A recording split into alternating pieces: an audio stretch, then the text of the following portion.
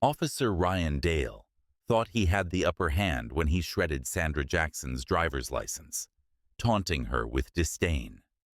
Little did he know, Sandra wasn't just a black woman standing up for her rights.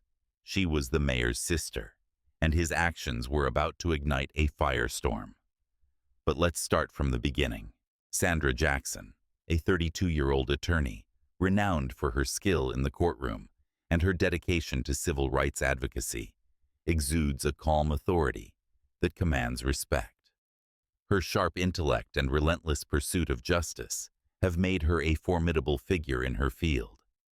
After a grueling day in court, where she defended a marginalized client against an unjust system, Sandra finds herself navigating the quiet suburban streets on her way home, her thoughts preoccupied with the case. Dressed in a tailored navy suit and her signature low heels, she cuts an imposing figure of professionalism.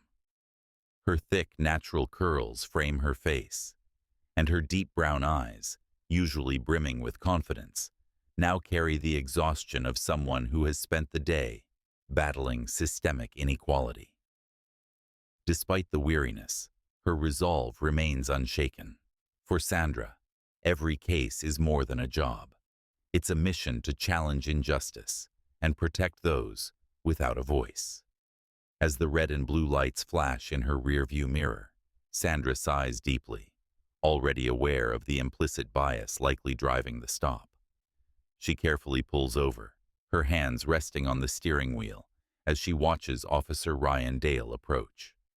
His aggressive demeanor is instantly apparent, his barked demand for her license and registration reinforcing his reputation for intimidation. Sandra retrieves her documents with steady hands, her face betraying none of the unease she feels. As Dale glances at her license, his lips curl into a sneer.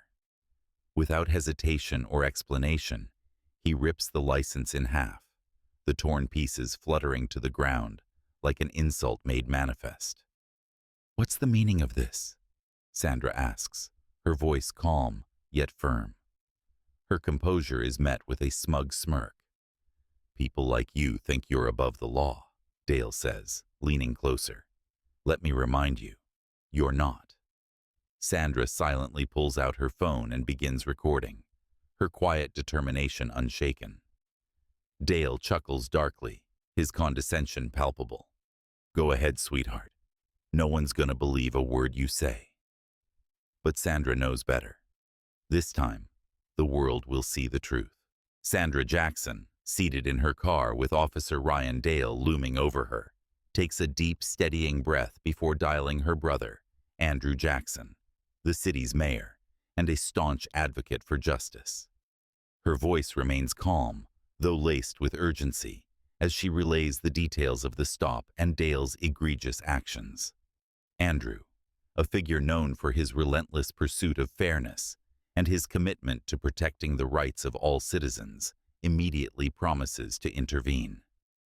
"Stay calm, Sandra," he says firmly. "I'll handle this." As the call ends, Officer Dale's invasive behavior escalates. Without seeking her consent, he begins rifling through Sandra's car, claiming suspicious behavior as his justification. His actions are brazen and unwarranted, but Sandra knows better than to escalate the confrontation further. Watching silently, she clutches her phone, its recording feature still running, documenting every moment of the unjust search. Inside her car, Dale finds nothing but legal briefs, meticulously organized case files, and documents from her most recent courtroom battle. Despite the innocuous nature of the materials, Dale pulls them out with exaggerated scrutiny, as if holding evidence of a crime. "What's this, huh? Looks shady to me," he sneers, waving a file. Sandra doesn't flinch. Her composed demeanor contrasts sharply with Dale's aggressive posturing, a stark reflection of her experience navigating systemic injustice.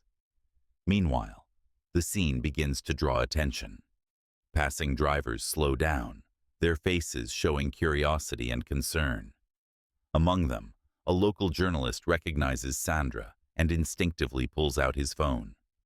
He captures the escalating confrontation in crisp detail, narrating the events as they unfold. Within minutes, the footage is uploaded to social media, where it rapidly gains traction. Comments of outrage and calls for accountability flood the post. Unfazed by the growing audience, Dale delivers one last taunt. "You're lucky I don't haul you off to jail," he says, his tone dripping with contempt. Sandra locks eyes with him, her voice unwavering. "This isn't luck," she replies silently to herself. She knows this moment isn't just a personal affront. It's another battle in the war against systemic abuse, and she's determined to fight. The next morning, Sandra stands outside the city police station alongside her brother, Mayor Andrew Jackson, and a formidable team of civil rights attorneys. The air is heavy with tension, and Sandra's calm resolve mirrors Andrew's steely determination. The previous night's events have not only sparked outrage, but also a call to action. The viral video capturing Officer Dale's blatant misconduct has garnered thousands of views, with comments condemning his behavior and demanding accountability. Inside the station, Dale is seated at his desk, casually chatting with a colleague. He is blissfully unaware of the storm brewing around him. When his colleague mentions the public backlash, Dale waves it off with a laugh. "Let her file her little complaint," he says smugly. "Nothing's gonna come of it. People blow these things out of proportion all the time." That confidence evaporates the moment Andrew strides into the room, flanked by Sandra and her legal team. Andrew's commanding presence silences the room, his expression a mixture of anger and calculated purpose. He doesn't bother with pleasantries. Instead, he fixes Dale with a cold stare and states, "Meet my sister."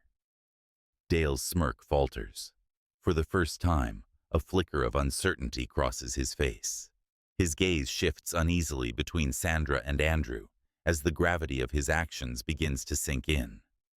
The air grows heavy with unspoken consequences. The police chief, alerted to Andrew's presence, hurries into the room, his face pale and drawn. Desperately trying to contain the situation, he announces an internal review, promising a swift and thorough investigation.